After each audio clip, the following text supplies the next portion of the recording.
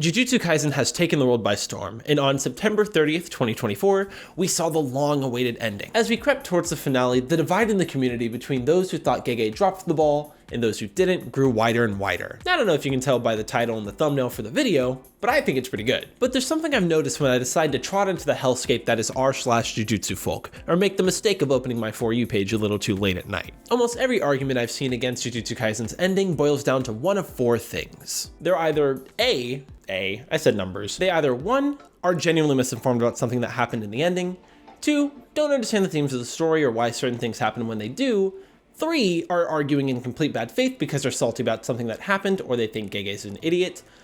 Spoiler, he's not.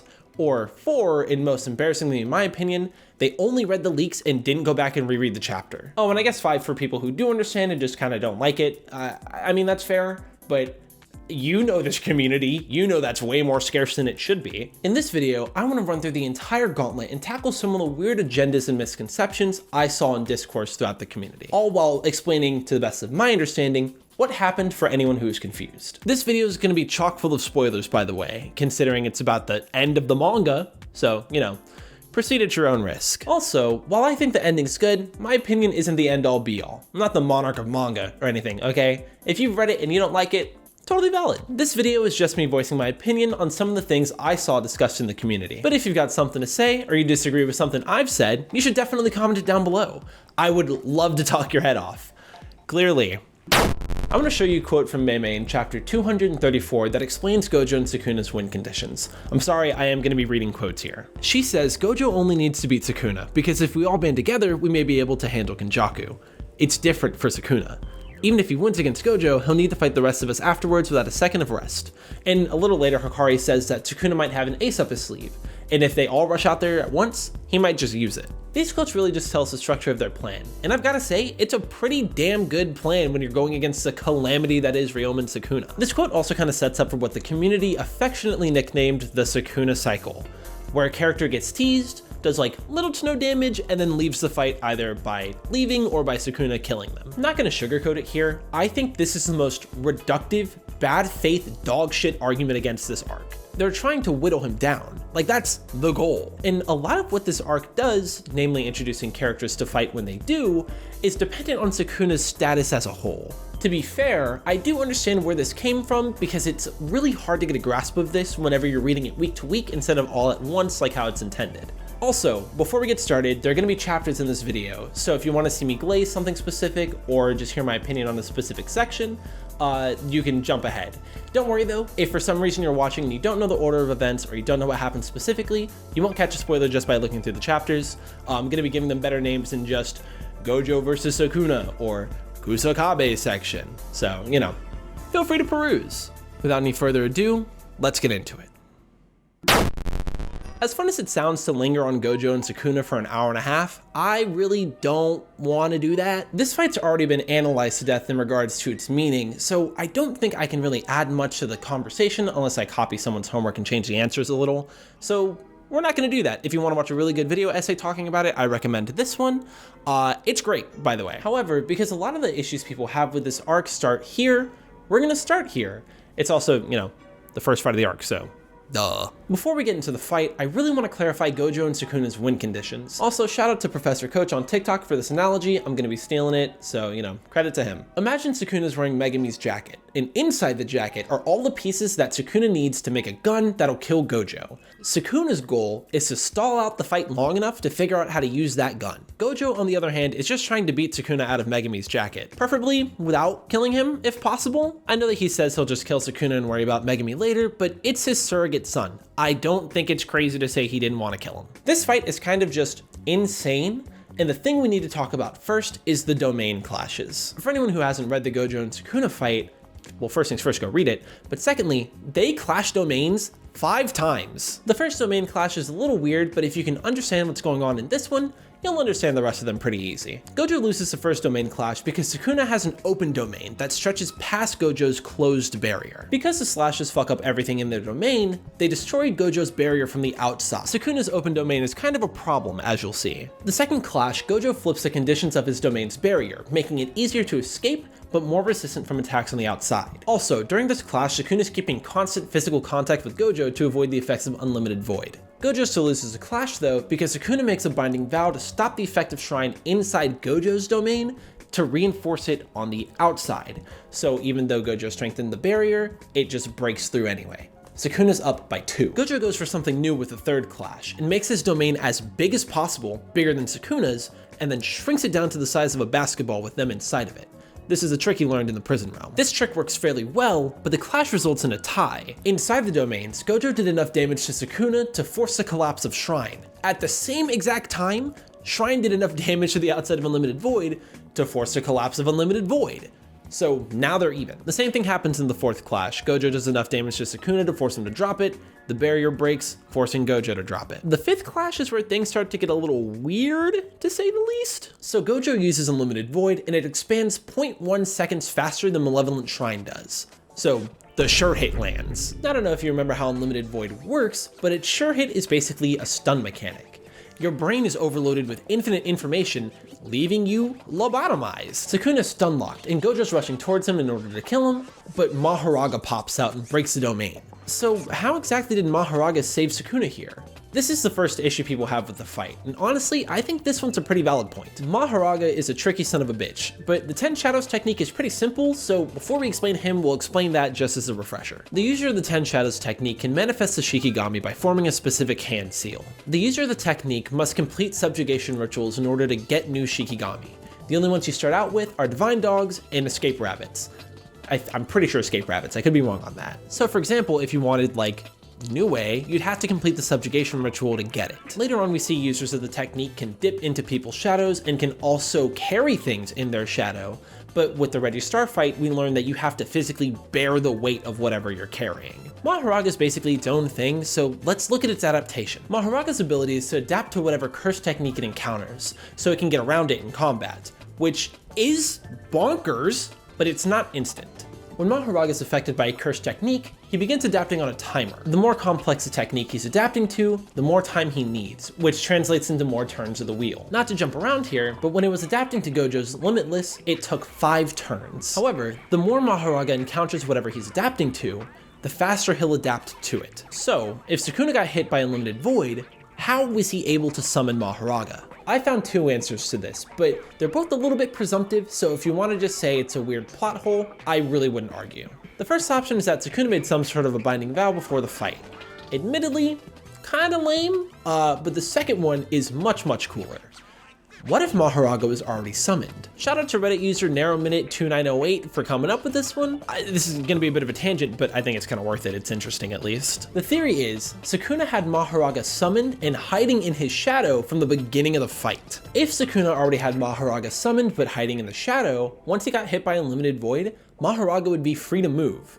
And since Shikigami and the 10 Shadows technique don't require verbal commands, Sukuna could still be telling him stuff even though he's stuck. But hold on a minute, how would Sukuna even be able to control Mahoraga if he couldn't think due to Unlimited Void? But see, that's the thing. You can still think when you get hit by Unlimited Void. Do you remember the first domain clash we saw between Gojo and Jogo? Jogo got hit by Unlimited Void and he had an entire monologue up there. So it's reasonable to think Sukuna could think and use the technique, maybe? Again, bit of a stretch, but I like it. Additionally, even if you want to say that Sukuna was like unconscious technically or couldn't think, we see later with Yuta and Rika that a Shikigami can persist even if the user is unconscious. At the end of the day though, this is definitely a little weird, and if you want to hold it against the arc, I'm certainly not going to judge you. This is actually one of my bigger issues too, but I just found a cool theory and I kind of headcanoned my way around it. This is all fine, but I think people were more confused by this panel here. What the fuck do you mean Megumi was bearing the price for adaptation? What does that mean? For this one, we're gonna have to go way back to the beginning of the series and think about Yuji and Nanami fighting Mahito. When Yuji breaks the domain and jumps in, we see that a sure hit effect of a domain can target the second soul of an incarnated sorcerer. And again, we see this happen whenever he does it in Shibuya. We also see Sukuna bear the price for Mahoraga's adaptation in his fight with Yorozu, so it is a thing that happens. The rest of the fight is great, but again, I don't really want to linger on it too long, so instead, we're gonna skip all the way to... So, could Gojo see the world cutting slash? Short answer, no. I'm kidding. But seriously, no, Gojo could not see the world cutting slash. I don't think he could see a regular dismantle, actually. Take a look at these panels from chapter 224. Sukuna fires off this dismantle, and Gojo's infinity protects him in some way, and the next panel is Gojo looking back and reacting at the dismantle. I don't think Sukuna would intentionally, like, miss a shot, but even if that is what he's doing, Gojo still didn't notice, and he had to look back. Plus, I think if he could see the slashes, we'd get some mention of him being able to do it. The only other people who can are Maki, maybe Yuji, and fucking Mahoraga. During chapter 234, Mahoraga fires off the first world-cutting slash, and it connects, cutting off Gojo's arm. This caught him off guard, and that's important, but the thing to note here is that it's indistinguishable from any other amped up dismantle. I don't think anyone is arguing that he should have dodged this. And why would he? He didn't know it was something that Mahoraga could even do. And Agito's still there, so he needs to worry about Sukuna getting healed, and Sukuna's still there, and obviously he's a threat with domain amplification.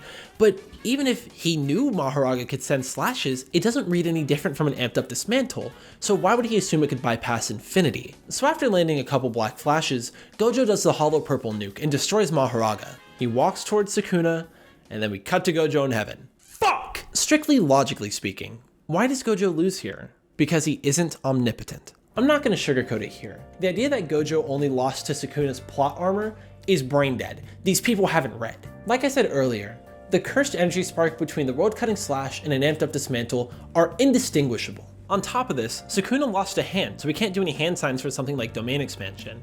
On top of that, Mahoraga was destroyed by the hollow purple nuke, so he's already out of the question.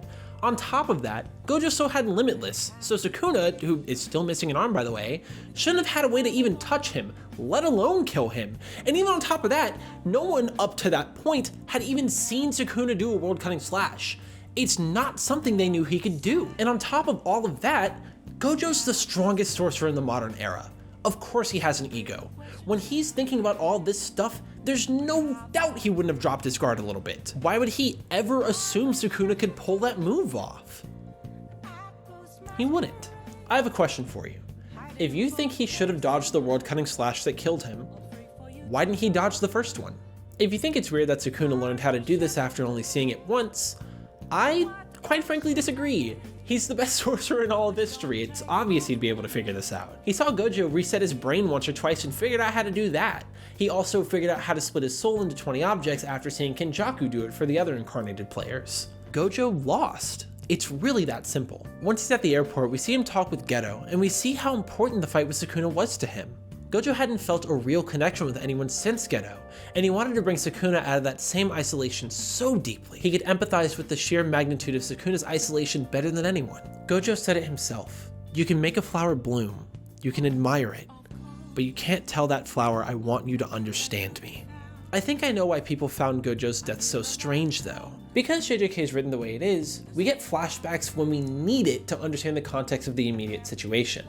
Now, I personally really like that style of writing, but with Gojo's death, it kind of messed with people. Post chapter 236, Gojo's in a lot of these flashbacks, but he's, not alive. We get a lot of info about what Gojo and the others were doing leading up to the final battle, and these scenes do a lot for his character now that he's dead. So in a weird sort of way, it feels like Gojo's still here and still alive and still developing with the rest of the cast. For a lot of people, I understand why it might have felt like Gojo's character was building up to something more. And it's not necessarily that his death was unsatisfying, but it's the flashbacks that make you feel like something else was coming. This led to a whole lot of really strange Gojo revival theories.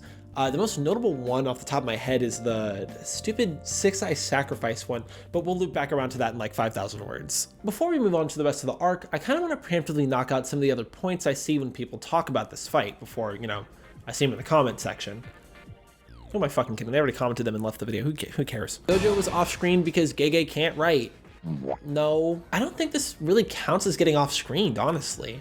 I can tell you exactly what happened between 235 and 236, down to the moment almost. But also, this is just a thing Gege does. Remember Jogo? Sukuna pulls out the fire arrow and we snap to him talking to Dagon and Hanami, and then we harshly cut back to his charred corpse. We see the fight building and building and building, and then it cuts away to the airport. However, shortly after both times, we see him start using the technique against other people, and we can infer what happened to Gojo and Jogo. was really hard to say without fucking that up. I don't know. I think this works, but if it isn't your cup of tea, I'm not gonna argue about it with you. How come everyone else can dodge the world-cutting slash? This one shouldn't even be an argument. You should read it. With the exception of the one time against Gojo, Sukuna had to do the hand sign, the chants, and point his palm in the direction. There's so many more cues, and also, they all knew it was a thing he could do. You know who didn't know that was a thing he could do? It's so convenient that Sukuna could make a binding vow in that last second. I think this one's genuinely just a bad faith argument here. You can't seriously tell me you're surprised that Ryomen Sukuna, King of Curses, the strongest sorcerer in history, is good at making binding vows? Sukuna only won because of 10 shadows. No. Honest to God, I think this one's cope. Assuming he's in his Heian era form, Sukuna's just too skilled at Jujutsu and too, like, built for Gojo to handle. If you remember a little later in the arc, Gojo's talking to Yuta and Miguel, and he says that the best advantage you can have is your build, because you're reinforcing that with your cursed energy. Now, I don't know if you know this, but Heian era Sukuna has a lot of muscle. He also has the 2 extra arms to do hand signs, and he also has the extra mouth to do chants without breathing. It's just too many advantages. But even ignoring all that stuff, Sukuna just outclassed Gojo when it came to straight up Jujutsu. We see this through the domain expansions, through being able to use domain amplification while using your curse technique, through a billion other things that I don't feel like recounting right now. Presuming he isn't playing weird because he's trying to get Maharaga to adapt, he'd be using his normal kit, and he's the best with his normal kit. Even ignoring all of what I just said, I really don't get why this is a complaint. He's the main villain of the series, of course he's a slimy guy. He played the game of Jujutsu sorcery better than Gojo did. At the end of the day, Gojo lost. And that isn't to say he's a fraud or anything like that. Losing to the strongest character in the series isn't an anti-feat by any means. He's by far and away still the strongest sorcerer of the modern era. But being the strongest sorcerer alone just wasn't enough. That's all there really is to it. I mean, if you want to say that Gojo's stronger, I'd probably agree with you, honestly, but Sukuna's just the better sorcerer. That's why he won. Kashimo's essentially the Gojo of his era, except he didn't have a Sukuna to fight or like a Geto to be gay with.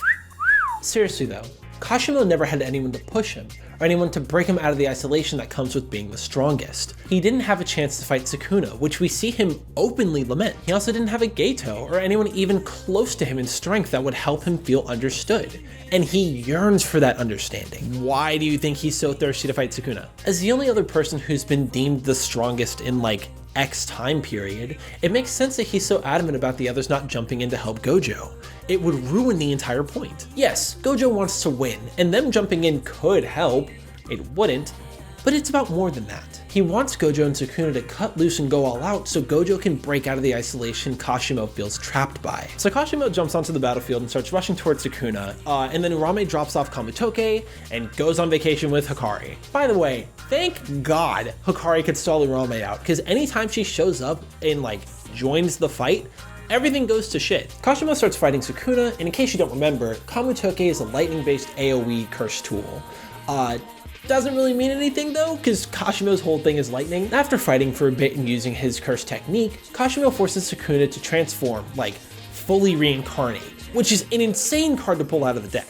If Kashimo doesn't do that here, everyone fucking dies later. Unsurprisingly, Sukuna kills Kashimo here.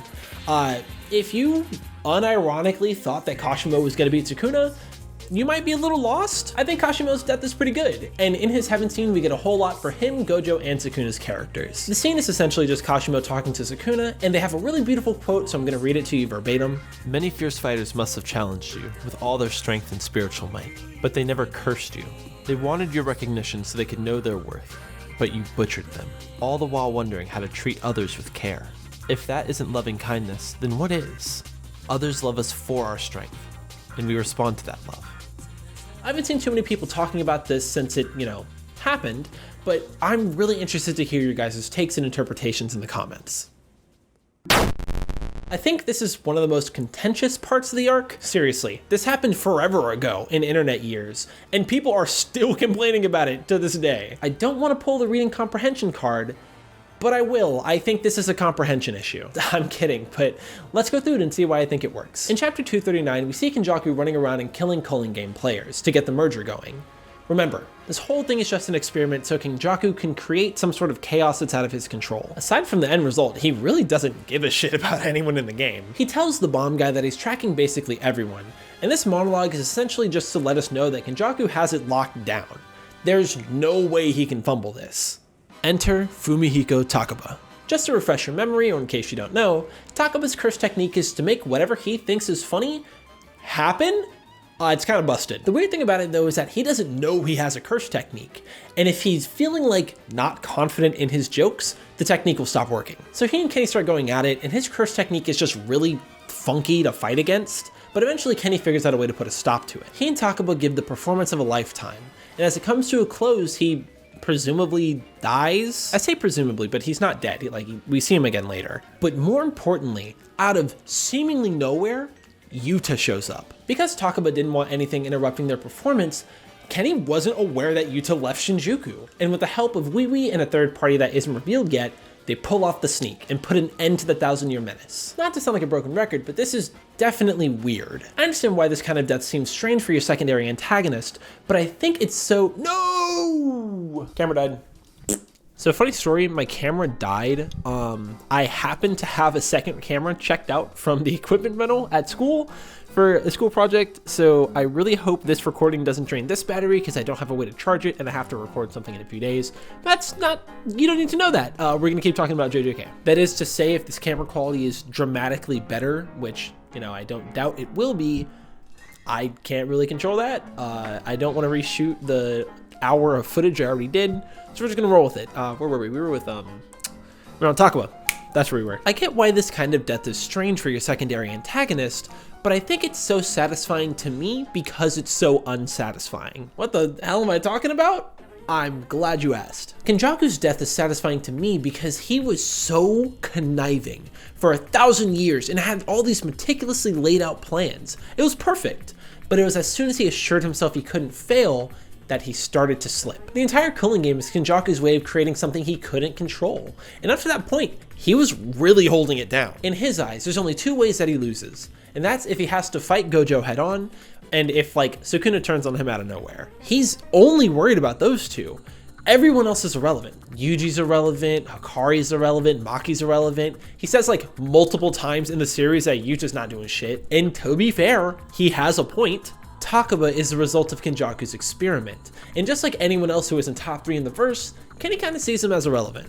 He's only playing along with him because he's like mildly entertained by the comedian technique. But as the fight continues, Kenny starts losing his grip on reality, and his master plans aren't working because he's getting too lost in the sauce here. Instead of being the cool collected monster that we're used to, he gets excited. You can see it written all over his face. This is what he wanted out of the merger. Something he couldn't predict, something he couldn't control. And it's just Takaba. Now Kenjaku, this roach who's lived on 1,000 years too long, gets killed off in the most abrupt way possible. I mean, think about it. All that time, all that scheming, all that effort, gone in a puff of smoke. All because of a side product and a cursed child he said would never live up to Satoru Gojo. Everything was ruined by two people he deemed worthless. This plan is also just really cost effective. It doesn't really matter how many heavy hitters you throw at him. If it's in like a normal way, he will win. Plus you need just about everybody to help fight Sukuna once Gojo's dead, so you can't send too many people to Kenny without fucking up the odds of winning that fight. You send Takaba to throw Kenjaku off his game, and you send Yuta to finish the job. And then even if the sneak attack doesn't work, Yuta still has a pretty decent shot of at least making it out. This plan is super cost effective. It made for one of my favorite fights in the series, and it painted a beautiful picture of a despicable bitch getting outplayed 1,000 years after he should have died. I think Higuruma's fraud allegations made the least amount of sense to me, but because the JJK community is as strange as it is, people think he didn't contribute to the fight. Just like before, let's look at Higuruma's curse technique before I play defense attorney. Deadly Sentencing is a domain expansion that puts the targeted sorcerer on trial. You then have to prove yourself innocent based on the evidence you and Higuruma are given. If the judgman finds you guilty for whatever crime you're accused of, you'll be sentenced, and there are two outcomes we've seen with sentencing. Confiscation, which removes a curse technique from someone temporarily and gives Higuruma like a Harley Quinn hammer to beat you with. In the Culling games, we see Yuji lose his cursed energy, but that's because he didn't have an innate technique. so he's a bit of the exception. However, when you're being sentenced, if you get the death penalty, Higuruma will be given the Executioner's Blade, which one taps whoever it touches, so long as you know they're the person who is sentenced to death. There's a whole big section where they're all talking about how they could set Sukuna up to get the death penalty, but it's complicated and I can't be bothered to get into the nitty-gritty of the statute of limitations throughout several time periods, so we're gonna skip on ahead. They give Yuji a retrial for the mass murder he committed in Shibuya, and they're gonna try to sentence Sukuna based on the fact that he forced Yuji to do it. However, Sukuna doesn't really care for the court proceeding, and he says, fuck it, give me the blade. And you know, the judge man's nice, he obliges. So Sukuna gets confiscation and the death penalty, but instead of having his cursed technique taken away, Kamutoke's taken away. This is unironically the best outcome they could have asked for. Look at the panel immediately after the domain drops. Everyone around Sukuna dies immediately if he has Kamutoke. The team has ways to deal with Shrine and to reduce Sukuna's cursed energy output, but none of them really have ways to stop or even really survive Kamutoke. Even then, cursed technique confiscation isn't permanent, so presuming they survive Kamutoke long enough, they'd have to deal with him having both. And that is horrible. It's also just a little strange to me when people say that Higuruma should have known that was a possibility. How would he have? He says it himself, his lack of experience is showing here. Higuruma puts on a pretty good show and demonstrates his ability to learn by using domain amplification and learning reverse curse technique pretty casually. Sukuna's toying with him throughout the entire fight, and it ends with Higuruma landing the stab to Sukuna's hand.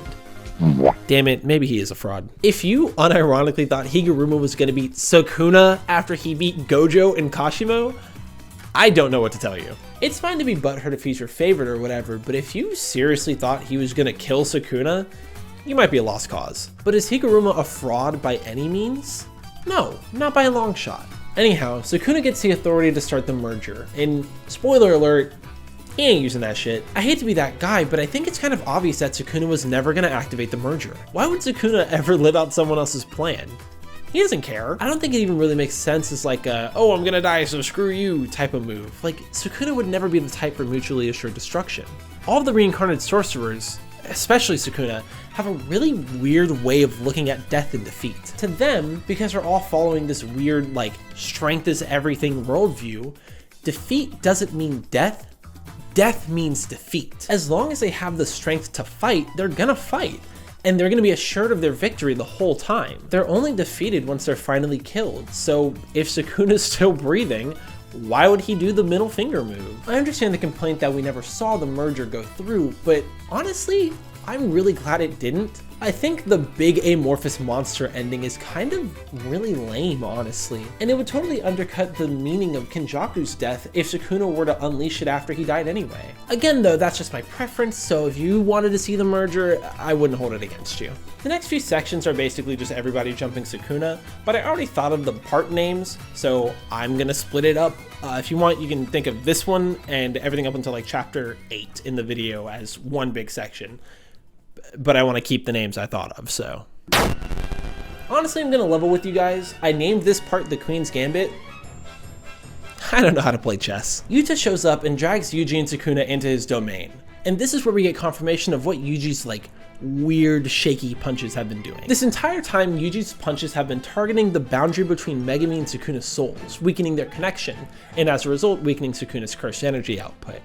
After enough of this, in theory, Megumi should be freed from Sukuna's grip. The problem?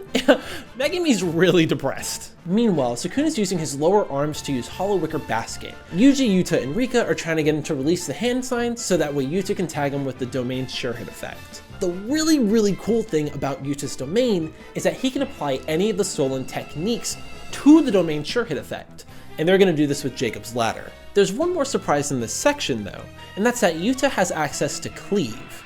I mean, after all, Gojo was holding on to one of the fingers the whole time to indefinitely postpone Yuji's execution. But now we know what they did with it. Eventually they get Sukuna to drop Hollow Wicker Basket, and they tag him with Jacob's Ladder. Everything's going well until Yuta gets hit with a world-cutting slash, which forces the domain to break. Except, this is actually all a part of their plan, and that was Maki's signal to rush in. Normally this wouldn't work, but it's a really well thought out plan. And this is where we start seeing Sukuna accumulate some real damage. But at the end of chapter 252, we get a panel that made the community lose it. We cut to the Hikari and Urame pillow talk, and Urame says that Sukuna has yet to go all out. What do you mean Sukuna hasn't? Can you hear that train? What do you mean Sukuna hasn't gone all out? This is sort of complicated, but it's really integral to the strategy of the Shinjuku squad and really the structure of the arc as a whole. Sukuna isn't taking the fight seriously now that Gojo's dead. And that's the strat. The Shinjuku squad is essentially whittling him down while keeping him entertained, so that by the time he realizes he needs to lock in, it's too late for him to do anything. Don't you remember how Mei and Hikari essentially laid this out for us earlier? She says Gojo only needs to beat Sukuna, because if we all band together, we may be able to handle Kenjaku. It's different for Sukuna. Even if he wins against Gojo, he'll need to fight the rest of us afterwards without a second of rest. And a little later, Hikari says that Sukuna might have an ace up his sleeve, and if they all rush out there at once, he might just use it. This quote really just shows how smart their strategy is, but again, it really helps us understand the structure of the arc. As they whittle down Sukuna, characters that are weaker can be reintroduced and contribute in meaningful ways, as opposed to if they just all went out there at the start and got nuked. So just to recap, Gojo's the only one who fights Sukuna at the start because he's the only one who can really do anything. Then, Kashimo jumps in to fight a heavily weakened Sukuna and triggers his complete reincarnation. Good card to take out of the deck early. You don't want him popping a full heal when everyone's on their last legs. Then Higuruma takes away Kamutoke, which is really good, especially early in the fight. Again, you don't want to get squad wiped by something you just can't handle. Once Higuruma's out of the picture, Yuji starts laying on the soul punches to reduce Sukuna's output. Then Yuta comes back and tags him with a Jacob's Ladder in the domain, just further dropping that output. Now that he's weakened a significant amount, Maki can come in and start laying on some real damage, all while continuing to weaken him. All of this is only really possible because Sukuna isn't taking them seriously. His ego is his greatest flaw, and, spoiler, it's what leads to his eventual downfall. I also just want to make sure that it's clear that this panel is a reason that the Sukuna cycle became like a community-wide talking point. But y'all, you just gotta read. Now you might not know it from the chapter title, but I am talking about Kusakabe. No one expected him to put up any sort of fight. Not you, not me, not the narrator. But this is seriously like my favorite performance we've seen in animanga in the past 10 years probably. Imagine Mooman Rider holding his ground against Boros, That's what this feels like. Kusakabe, the grade 1 sorcerer who we'd seen do nothing up to that point, lasted so long against Sukuna. It's incredible. Granted, he did damn near die, but he still did really good. And also, no, this isn't a world-cutting slash. I don't know who told you that. So we're gonna move on, but before we go, apologize to Kusakabe. Okay. This is another pretty short section. It's just everybody jumping Sukuna again, but this time we're reintroduced to Miguel and LaRue. They were waiting until Sukuna couldn't use his domain to join the fight, which, yeah, fair. Here's where Gojo confirms the best advantage you can have in Jujutsu is having a more muscular body, by the way. Speaking of muscular bodies, this is where Maki comes back in and cuts off Sukuna's left arms. So no more hand signs for domain expansion or world-cutting slashes. In response, however, Sukuna decided to go on a Black Flash rampage. There goes LaRue, and Miguel decides immediately that they need to leave. Which again, fair. There goes Maki, there goes Choso, and just before they leave, LaRue decides to toss Yuji and Ali. And best believe our boy's about to oop that shit. There goes Sukuna. Yuji Itadori has begun to awaken. In case you couldn't tell, it is day 2 of recording this video now. We're doing the laundry right now. My other shirt's in that laundry, so, Hey, editing me here. In case you didn't know, the epilogue to JJK came out while I was editing this video. I haven't read it yet. Believe it or not, I've been a little preoccupied. One of the community theories I talked about in the beginning of this chapter gets addressed in the epilogue, or maybe it was somewhere in the bonus stuff that comes with the finale being released in its volume format, but the bottom line is that the entire blurb is essentially shot. I'm aware of the gist of what happens, and none of it really changes what I've said in this video, with the exception of the one bit. So instead of scrapping the entire back half of the project, I've decided to wait until this is uploaded to read the epilogue. And if I have anything substantial to say or to add to this video, then I'll make a short video or something. Anyway, me and the past is more to talk about, so I'll turn it back to him. Anyway, I bring this up because at the start of chapter 257, Urame and Sukuna are kind of just talking about this, and Urame wonders if Yuji has the same latent potential that Sukuna did. Additionally, this is where we find out Yuji has access to Shrine. Don't think anyone's confused about this. Let's keep moving. Yuji goes on to nail 7 more black flashes, with the help of the others. And all of these are targeting the boundary between Megumi and Sukuna's souls, which is just pulling Megumi further and further out of the slumber. Fun thing to note, after the 5th black flash, Sukuna wonders if Yuji thinks he's going to climb up to his level. So that's pretty cool. Sukuna goes on to pop domain expansion. But before we deal with that, we jump back in time to see how Yuji learned reverse curse technique. Train! I've been real life standing here for like 10 minutes. This is the longest train ever. I'm sitting down. Quite frankly, like, normally, no joke. I know I'm going off script here a little bit anyway. I've been standing here scrolling for like 10 minutes. I'm sitting down. I'm not standing up. Sukuna pops domain expansion, but before we deal with that, we jump back in time to show a whole lot of stuff, really. We learned that Yuji and Choso kind of have a special way of healing since they're Death Wound paintings. We also learned that there is a condition to join the fight, which is either having anti-domain skills or reverse curse technique. And most importantly, we learn about switch training. Using Weeby's technique, 2 willing participants can flip bodies. There's a bit more to it, but the long and short of it is that they can only do it twice before the final battle. It's also important to understand that Yuji's growth as a sorcerer is so incredible because Sukuna was using special grade Jujutsu. It's kind of like muscle memory. So the idea here is for them to switch bodies and do the same thing so Yuji can learn reverse curse technique and simple domain. Yuji uses simple domain and puts together that Sukuna's domain is incomplete. But there's also a lot of funky shit going on. The domain's only gonna last for 99 seconds. It's the same size as the one in Shibuya, but most importantly, it has an outer shell to compensate for Maki. But after a moment, the slashes stop, and Sukuna opens up the furnace. To use furnace, Sukuna has to use cleave and dismantle in the domain, and the narrator says that the conditions were never met during his fight with Gojo. Gonna keep it a million billion. I don't know why. I'm pretty sure it's just because he kept having to flip the conditions of his domain. And also, I mean, the fact that he was trying to get Mahoraga to adapt probably had something to do with it. But at the end of the day, he still won, so I don't think it really matters. We see him draw back the arrow and fire, and Choso jumps in to save Yuji. Fuck! I think Choso's death works really well, actually. They have one of those weird soul connection moments. And this time, Yuji's the one holding the table because he doesn't want to let go of his brother. I think their relationship is one of my favorites in the series, and honestly, I would say that Choso's probably my favorite supporting cast member. I'm just a sucker for the brotherly love trope, I guess. But even then, I'd say it makes sense for him to go out here. I don't think he really has a place in post-Shinjuku Jujutsu society.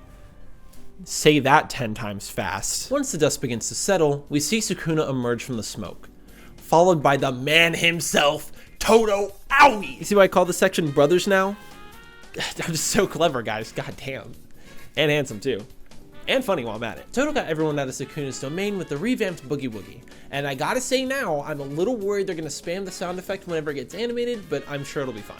This is also where we learned that people are keeping Yuji in the dark in regards to certain aspects of the plan. And that's really gonna suck in a couple chapters. They're doing that because he might be accidentally feeding Sukuna information because of the finger's resonance. I think that's why the arc works so much better on a reread.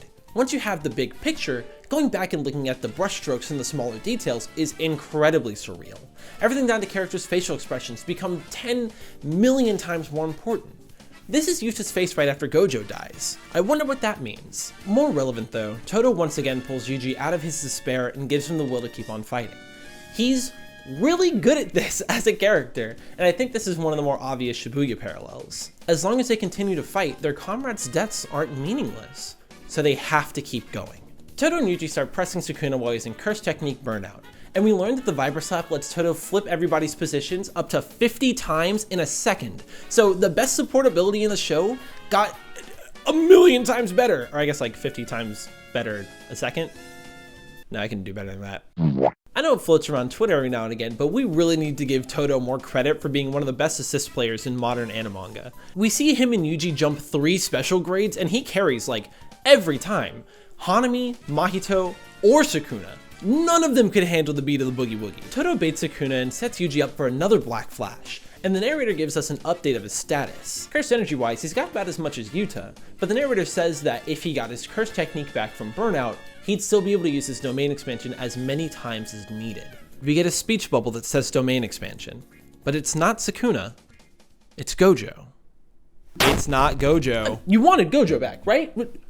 take them. I don't know if anyone on Twitter didn't see this when the leaks came out. When it comes to this plot beat, it's definitely upsetting and more than a little tragic, but I wouldn't say it's bad by any means. When it comes to this particular plot beat, a lot of people were upset because they thought Gege was trolling them, but I think that just comes from a misunderstanding of where the plot was going and a gut reaction of it being really upsetting. This does a whole lot for the current arc and the rest of the series in retrospect too. Now we know why Yuta was stressing so hard during the Gojo Sukuna fight, and why he was so adamant about jumping in to help. Thinking back on it, Maki said she should go because she's already a monster, as opposed to Yuta, who had yet to throw away his humanity. She also has a line, if I'm remembering correctly, she also has a line about insurance, about Yuta being their insurance, which is important in regards to the Kenjaku fight, and also for him taking over Gojo's body. Also, Kenjaku said that Yuta would never replace Gojo, like, multiple times.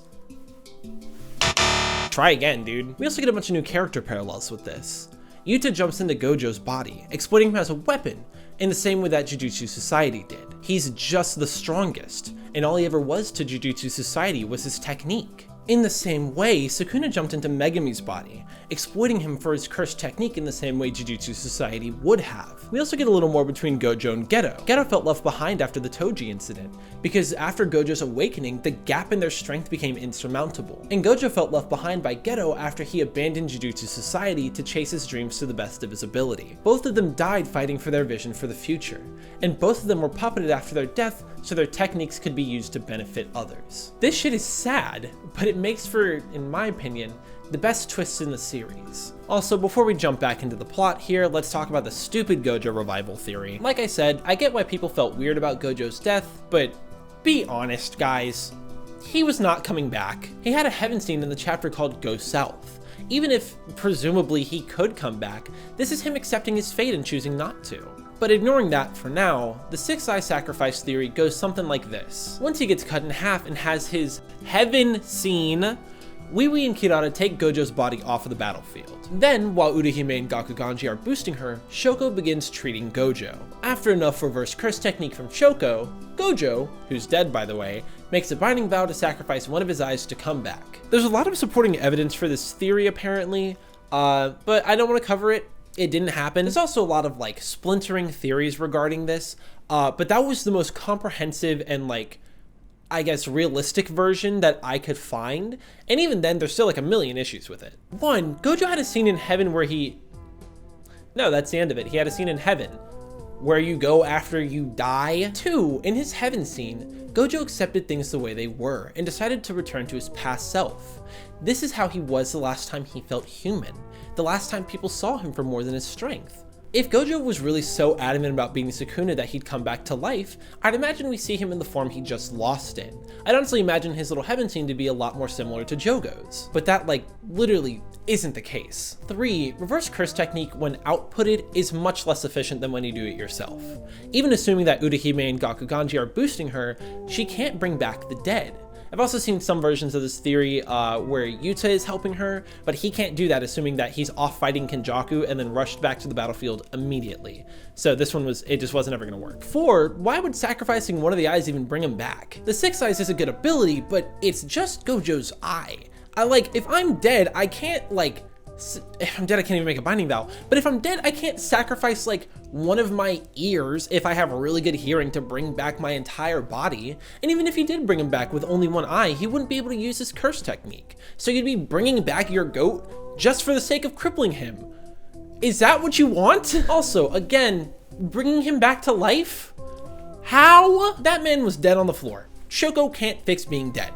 Gojo can't fix being dead. While we're here, you know no one else is dying, right? Like none of our heroes, at least. So the only people who have died as is are Gojo, Choso, and Kashimo. By the way, Higuruma lived. Here's him with his other arm back after he went down, and VIII and Kirara are getting him his other arm healed. People already call this ending Disney Kaisen. Could you imagine if Gojo came back in this super, lazy and undeserved way? It's actually kind of ridiculous. Not to be like an asshole or anything, but to the people who say that Gege fumbled because he didn't bring Gojo back like this, you're a lost cause, dude. If everyone else is putting together the puzzle pieces in the same way, which for the record, I called the Yuta thing like a month in advance, you can't get mad at Gege because you managed to put together a different picture. Yuta and Sukuna are fighting inside their domains, and through a voice recorder, Inumaki sets Sukuna up to get hit with a hollow purple. But why didn't they freeze Sukuna and hit him with the executioner blade? He couldn't. I mean, we know how cursed speech works, right? He would have thrown up his lungs and Sukuna wouldn't have even been bothered. And also, that would have sucked. Do you want to enjoy the story that's being told or not? The domains break, and now that Sukuna's in cursed technique burnout, Yuji, Todo, and Yuta are gonna go kick his ass. Except Yuta's currently on the ground. Determined to still help, he holds the shards of his domain expansion in the air, which sets Todo up for possibly the best use scenario of Boogie Woogie possible. Sukuna lands a black flash on Todo, which breaks the Vibra Slap. However, through sheer huge dick energy, he still sets Yuji up to land a dismantle on the boundary between Megami and Sukuna's souls. Sukuna throws up some of the fingers and says that at this rate, he won't be able to maintain this body and he'll lose. So in my estimation, this is where he kind of realizes he has to lock in a little bit, but it's probably fine. Todo tells Sukuna that it says gotcha bitch on the ceiling, and out of seemingly nowhere, we get the return of the angel. The Hana clutch is imminent. Yuta breaks it down for us and lets us know that the real strength of his technique is that the original user still has it. He's copying it, he's not stealing it. I mean, after all, we saw him use Cleave on Sukuna, right? The real strength is that you can have two of the same card in your deck. Hana blasts Sukuna with Jacob's Ladder, but because she's missing her whole ass arm, it's a little weaker than last time. Sukuna climbs the ladder and almost black flashes Hana, but Todo jumps in to take the hit for her. So, the Hana clutch is not imminent. With the boost from the black flash, Sukuna regained his reverse curse technique output, so he regrew his arms, but he's still in curse technique burnout, so it isn't totally over yet. Until he gets his curse technique back, he's kind of got to stall Yuji out and make sure that he doesn't get hit with any of the soul targeting dismantles. This of course isn't a real problem for him because he can just dodge everything. But then we get a flashback to one of the first lessons Yuji ever learned from Gojo. A lesson about a Jujutsu sorcerer's ultimate technique. It expends a ton of cursed energy, but it has its merits. First, you get a buff like in video games. Also, cursed techniques imbued within a domain are guaranteed to hit. Then, Yuji uses his very own domain expansion. What if Yuji's domain expansion made them fight without cursed energy or techniques and they just had to punch each other? No, that shit would suck. We see Yuji and Sukuna kind of just taking a walk and chatting. Funnily enough, Yuji says he doesn't even really know what's going on because he kind of threw this out on a last resort. And Sukuna says he's experienced this before, but something's a little different about it. I think that this is kind of that weird soul connect thing. Kind of mixing with domain expansion, but I don't know. We see Yuji break through his cog mentality here. His old understanding that everyone had a role to play and that was it, was wrong. In the same way Jujutsu Society only saw people for their utility, Yuji believed his only purpose was to fulfill the role thrust upon him. He could, so how could he not? To him, that meant a life well lived, and if you died doing it, that was a proper death. Think about Nanami. Back then, he came back to sorcery because he had a role to fill. He died protecting people, but I wouldn't say that he had a proper death by any means. Think about Gojo, who despite being the strongest, couldn't beat Sukuna. If he couldn't fulfill his role, did his life have any meaning? Yes, because even if only a piece of us lives on in the people whose lives we've touched, our lives will have had value beyond what made us who we were. When we die, our life isn't measured by our use to others, but how we loved and cared for the people who were close to us. That is a life well lived. Yuji makes an offer to Sukuna. Release Megami and return to his body. Otherwise, he'll kill him. Sukuna gets pretty pissed about this, and we cut to Yuji talking with Megami. He says that he isn't going to tell him to live on because he understands how hard it can be. Megami asks Yuji what's wrong, and he says that it won't be as lively around without him. And then he immediately starts fighting back. They're going back and forth, and Sukuna's about to use domain expansion when he sees that Yuji's missing 2 fingers, not just the one that he used to take over Megami's body. And then, somewhere off in the distance, we see the other finger strung up. We get a flashback of switch training with Gojo and Yuta saying that he should probably eat Sukuna's last finger to get access to Cleave and to understand the technique. But then, Gojo says, nah, don't do that, I have a better idea. Instead of using Sukuna's last finger to gain Cleave and to get more information about the shrine technique, he eats Yuji's finger. So back with the one that's strung up, we see Urahime and Gakuganji. They're saying that it hasn't been even half an hour since she woke up. Who is she? Tupac back! Tupac back! That's all these bitches screaming at Tupac back. I never doubted that Nobara would come back. Go ahead and pause if you want to read why I think it works from like a technical sort of standpoint. I'm gonna give you a second to pause, gonna give you a second to pause, gonna give you a second to pause. But from a storytelling standpoint, I think that this makes quite a bit of sense. Remember, the whole structure of this arc is people jumping in and out of the fight when they'd be effective and when it would make the most sense in the story. Remember Inumaki's recording? It only got used when it would actually make a difference because Sukuna was weakened enough. Same principle here. I understand the timing seems a little convenient, but guys, it's a story.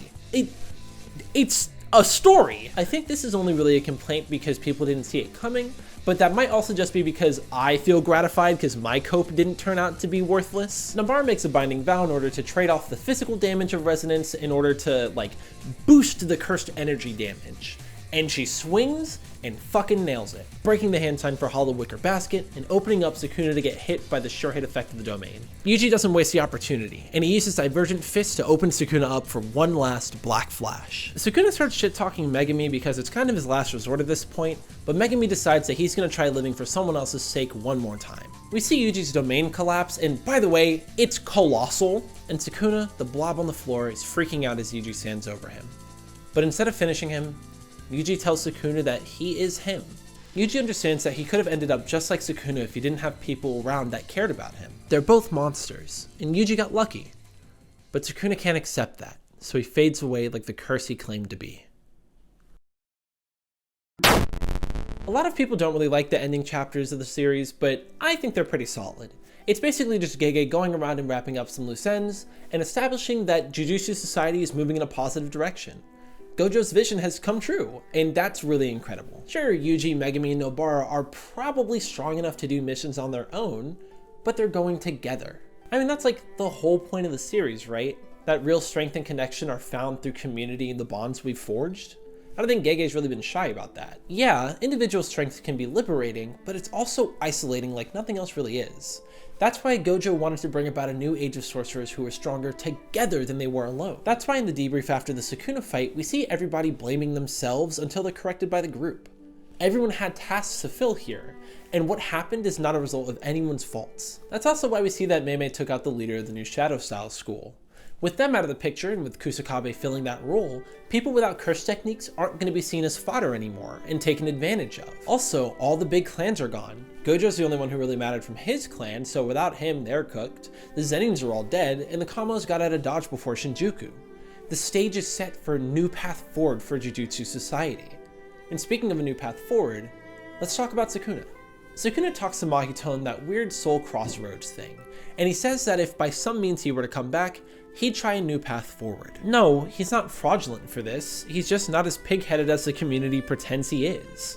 That's why it's important that he runs into Mahito here. Sukuna valued strength, but it isn't quite that simple.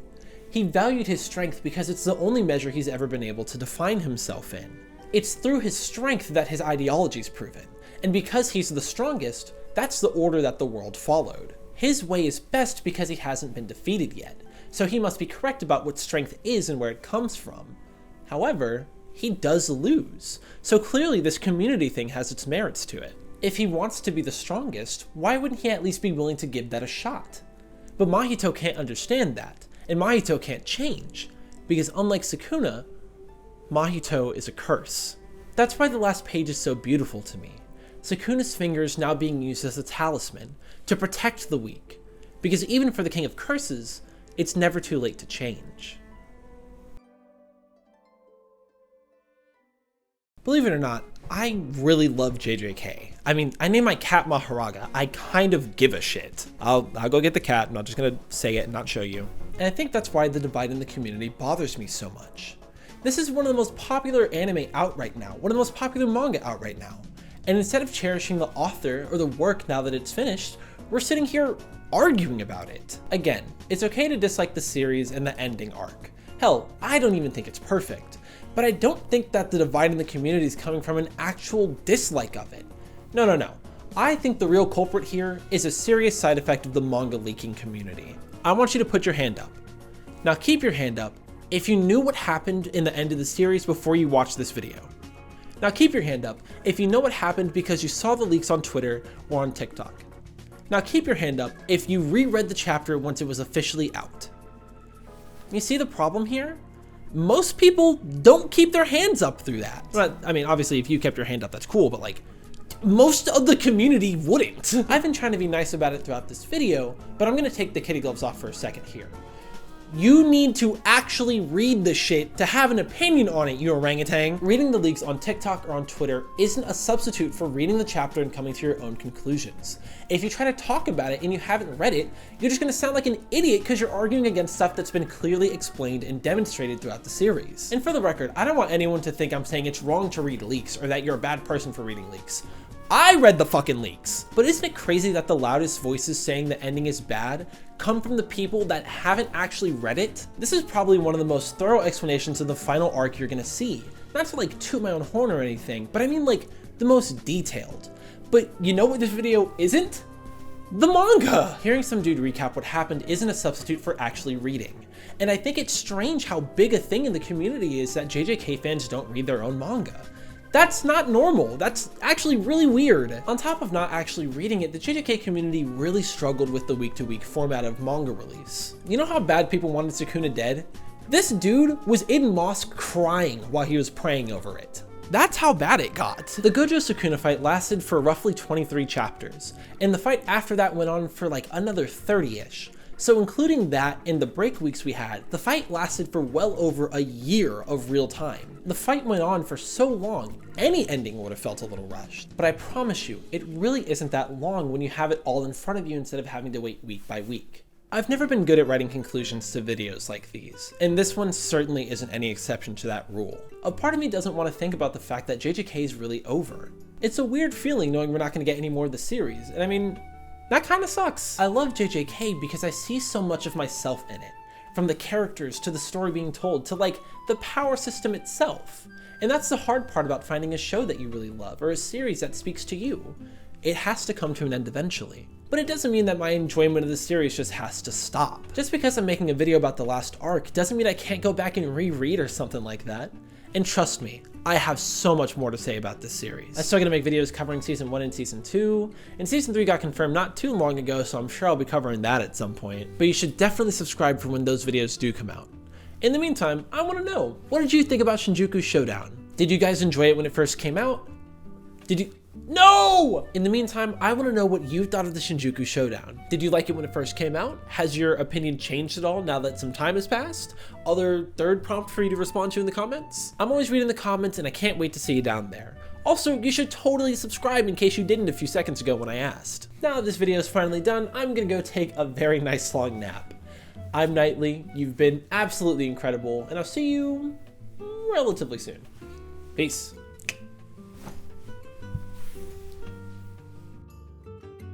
Dude, my camera dying kept pissing. Holy fuck, I did not talk about Hikari and Urame at all.